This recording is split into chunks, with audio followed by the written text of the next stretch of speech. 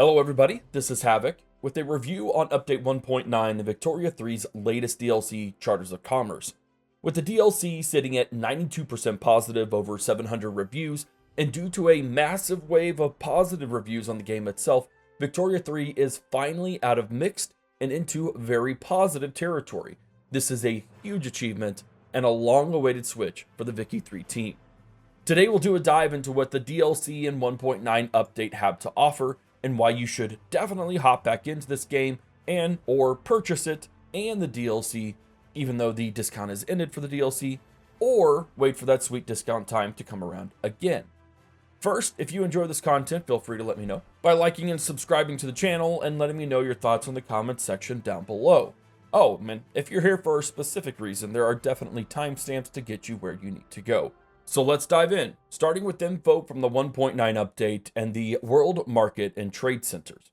The World Market is a comprehensive overhaul of trade that adds depth to the economic side of the game, which we should have had from release. Countries now have a local or multiple local market areas where goods can enter from and exit into the World Market.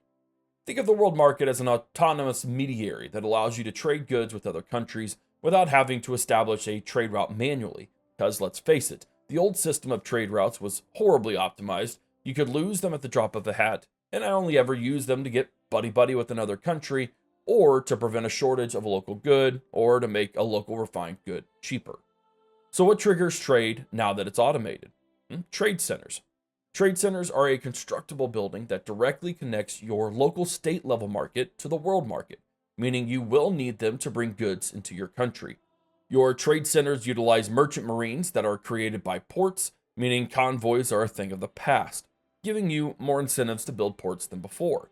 They also have trade capacity, which gives them a number of trades per week, depending on several factors, and there's also trade advantage to think about, or your ability to squeeze out the competition regarding imports and exports, which negotiates a better deal. There is a lot of detail we could go into with this mechanic, so stay tuned on the channel for a few guides over these topics in this review that are for sure incoming. It may seem like everything is automated now and you have no control over imports or exports, but it couldn't be further from the truth in the best of ways. Rather than directly input what goods you want to buy or sell, your trade centers will calculate what is most profitable for them to engage with based on, you guessed it, the world market. Now there's several elements that can affect the price, first and foremost through tariffs and subventions, the later being new to the game. We all know the tariffs tax the entity that brings a good into the local market, or taxes the entity selling the good to the outside world, which in the past for Vicky 3 has determined the incentive of your local markets to buy or sell. Subventions are new, and they have the polar opposite effect, where the government agrees to pay the trade center for every sold or bought good, providing a heavy incentive to increase the trade volume of said good at the cost of, well, money. This autonomous yet player manageable system is excellent, and now that there isn't a risk of suddenly losing a trade route due to how the world market operated, I no longer have to worry when France goes through its fourth revolution, wondering where I'll get my fancy clothes. Now quickly, trade is also affected by things like trade advantage, which reduces the price of imports and increases the money made off exports, or more largely through diplomatic treaties, where you can add things like no subventions or tariffs on certain goods with another country, or trade privileges, which gives country a better pricing, things like that. Overall, this new system is fantastic, and Paradox has really nailed down what is necessary to have a functioning and well-operating machine when it comes to the economic side of the game. Considering that economic systems is one of the key pillars of the game the devs envisioned at announcement, I feel like those systems are in place with this update. With that very broad overview of a new economic mechanics out of the way, let's look at another fantastic but buggy part of the 1.9 update with diplomatic treaties. Gone are the days of the random request for a defensive pact, an alliance, or investment rights, and now enter the proper age of diplomatic treaties. Treaties are exactly that, an agreement of two sides to engage in various elements of diplomacy for a defined number of years, with treaty options ranging from mutual agreements in the form of the aforementioned alliances and defensive pacts, to more directional one-sided pacts such as military access and trade privileges. If you own the Charters of Commerce DLC, you'll also have several more options available to you which we'll address later in the review and the DLC content. Diplomatic treaties are yet another element that should have been in the game from the start, but I'm pleased to see them in now. It provides an actual conversation between countries outside of you give me this now mentality. And the best part is that you aren't stuck forever with the treaty as long as you've kept it for the specified number of bound years. Things change, opinions change, priorities change, and it's nice to know that this isn't a forever treaty that you're stuck with. Treaty enforcement is also a viable strategy on the warfare side of the game, where you can force most elements of the diplomatic treaties as war goals, although it must be mentioned that this is only for the base 5 years that all treaties start at. The only real issue is that it seems to be quite finicky. I've often struggled to find the logic in how the AI responds to treaties. In Belgium, for instance, providing France with military access provides 190 approval for the treaty. In response, I want 45 luxury clothes a week for 5 years, of which France has more than ample amounts in their market, and also somehow adds +3 to the approval. Perfect, right? Yet, when I formally add it to the treaty, somehow France is no longer approves of the access at all, and due to the diplomatic stance of France, they would no longer consider this a good deal. What I'm hoping is that eventually we'll get some better details into the breakdown of approval factors, but I also hope that this is indeed just a lack of optimization in the AI logic, which will be improved as time goes on. Last on the menu for the 1.9 update is the military rework. I'll admit this wasn't a huge focus for me in this review. The military rework seems to be aimed at making wars more sensible to the player, be it condensing the information involved, so you aren't seeing a skyscraper stack of different armies, or reworking organization to be a floating number rather than seeing massive immediate changes to army management overall. Blockades for your navy are also a new feature, which I will admit can absolutely wreck a country's GDP and make navy-heavy countries much more powerful, which is largely historically accurate, and I enjoy about it. I've been on both the giving and the receiving ends of blockades in my time playing the 1.9 update, and I have to say the repercussions are brutal and efficient. I will also say this though, as a Vicky 3 player, I tend to generally stay away from warfare unless I absolutely need it.